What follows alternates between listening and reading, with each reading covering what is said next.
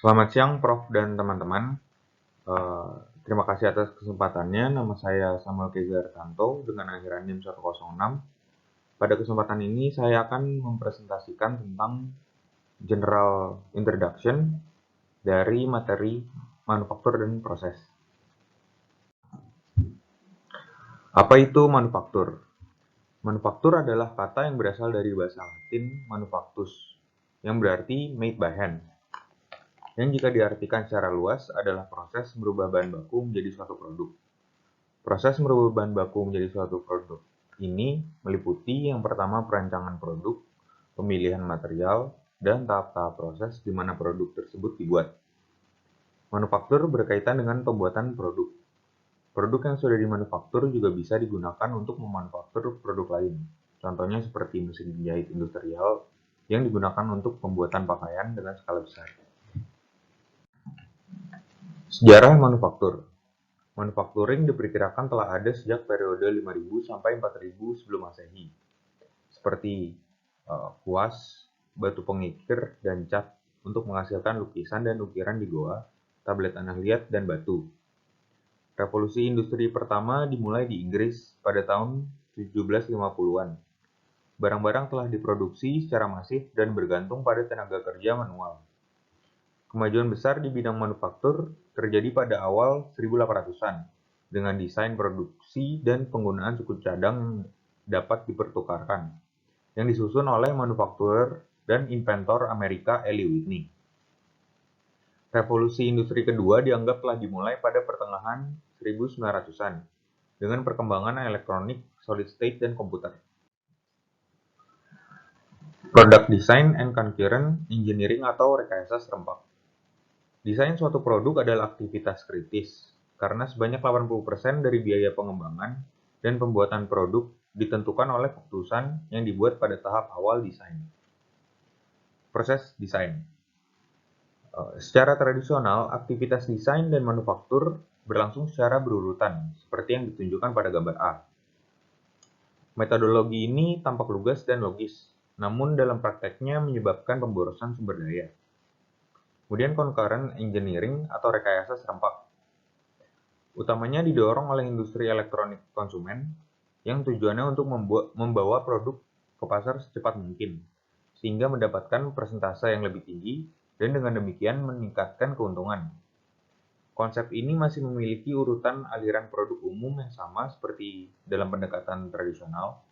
Perbedaannya mengandung beberapa modifikasi yang disengaja. Dari tahap awal desain dan rekayasa produk, semua disiplin ilmu yang relevan terlibat secara bersamaan. Akibatnya, setiap iterasi atau perubahan yang mungkin harus dilakukan akan membutuhkan upaya yang lebih kecil, dan dengan demikian menghasilkan waktu yang jauh lebih singkat daripada pendekatan tradisional. Life cycle atau siklus hidup dari produk.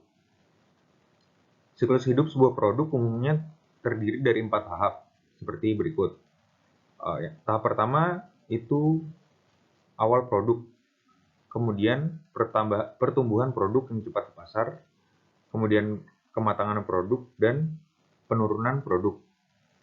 Seluruh siklus hidup produk harus dipertimbangkan, dimulai dari desain produk, kemudian produksinya, distribusinya, penggunaan produk, dan akhirnya daur ulang atau pembuangan produk. Peran komputer dalam desain produk. Desain produk biasanya memerlukan persiapan model analitis dan fisik produk untuk keperluan visualisasi dan analisis teknik. CAD atau Computer Aided Design mampu melakukan analisis desain dengan cepat dan lengkap. CAM atau Computer Aided Manufacturing melibatkan semua fase manufaktur dengan memanfaatkan dan memproses jumlah besar informasi tentang bahan dan proses. CAE atau Computer Aided Engineering mampu mensimulasi, menganalisis, dan menguji kinerja struktur dengan cepat dan akurat. Prototype. Prototipe adalah model fisik dari komponen individu atau produk, menggunakan CAD/CAM dan berbagai teknologi khusus. Desainer sekarang dapat membuat prototipe dengan cepat dan dengan biaya yang rendah. Virtual prototyping. Virtual prototyping adalah metode berbasis perangkat lunak yang menggunakan grafis canggih dan lingkungan virtual reality untuk memungkinkan desainer untuk melihat dan memeriksa bagian secara rinci. Design for Manufacture Assembly, Disassembly and Service, atau bisa disingkat DFM, adalah pendekatan komprehensif atau menyeluruh untuk mengintegrasikan atau menyatukan proses desain dengan metode produksi, bahan, perencanaan proses, perakitan, pengujian, dan jaminan kualitas. DFM membutuhkan pemahaman mendasar tentang karakteristik, kemampuan, dan keterbatasan bahan, proses manufaktur, mesin, peralatan, dan perkakas. Variabilitas dalam kinerja mesin, akurasi, dimensi, dan penyelesaian permukaan benda kerja, waktu pemrosesan, dan pengaruh metode pengolahan pada kualitas produk. Green Design and Manufacturing. Istilah desain dan manufaktur hijau sekarang umum digunakan di semua kegiatan industri, dengan penekanan utama pada desain untuk lingkungan atau DFE. Juga disebut desain dan manufaktur yang sadar lingkungan. Pendekatan ini mempertimbangkan semua kemungkinan dampak lingkungan yang merugikan dari bahan, proses, operasi, dan produk, sehingga semuanya dapat diperhitungkan pada tahap awal desain dan produksi. Tujuan desain dan manufaktur ramah lingkungan yang semakin mendunia juga melahirkan konsep desain untuk daur ulang atau DFR. Daur ulang dapat melibatkan salah satu dari dua kegiatan dasar, yaitu biological cycle dan industrial cycle. Untuk siklus biologikal, bahan organik terdegradasi secara alami dan dalam versi yang paling sederhana.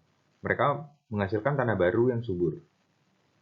Produk dibuat menggunakan bahan organik, kemudian berfungsi dengan baik untuk masa pakai produk tersebut, dan kemudian dapat dibuang dengan aman. Untuk siklus industrial, bahan-bahan dalam produk didaur ulang dan digunakan kembali secara terus-menerus. Cradle to Cradle. Produksi cradle to cradle secara khusus menekankan satu kegiatan manufaktur yang berkelanjutan dan efisien. Produksi bebas limbah, menggunakan bahan yang dapat didaur ulang dan tidak berbahaya, mengurangi konsumsi energi, menggunakan energi terbarukan, menjaga ekosistem dengan meminimalkan dampak lingkungan, menggunakan bahan dan sumber energi yang tersedia, mengeksplorasi penggunaan ulang dan daur ulang bahan. Guidelines for Green Design and Manufacturing. Pedoman untuk desain dan manufaktur hijau adalah sebagai berikut. Yang pertama, mengurangi pemborosan bahan, mengurangi penggunaan bahan berbahaya dalam produk dan proses, selidiki teknologi manufaktur yang menghasilkan produk ramah lingkungan, melakukan perbaikan metode daur ulang, meminimalkan penggunaan energi, mendorong daur ulang menggunakan bahan yang merupakan dari siklus industri atau biologis. Selection of materials. Variasi bahan yang semakin beragam sekarang masing-masing memiliki satu sifat material dan karakteristik manufaktur, keunggulan dan keterbatasan, bahan dan biaya produksi, dan yang terakhir aplikasi konsumen dan industri. Properties of materials. Sifat-sifat bahan adalah sebagai berikut. Sifat-sifat mekanik.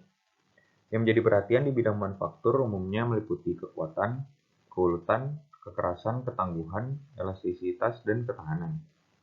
Sifat-sifat fisika adalah seperti densitas, panas jenis, ekspansi, konduktivitas termal, titik leleh, kelistrikan, dan sifat magnetik.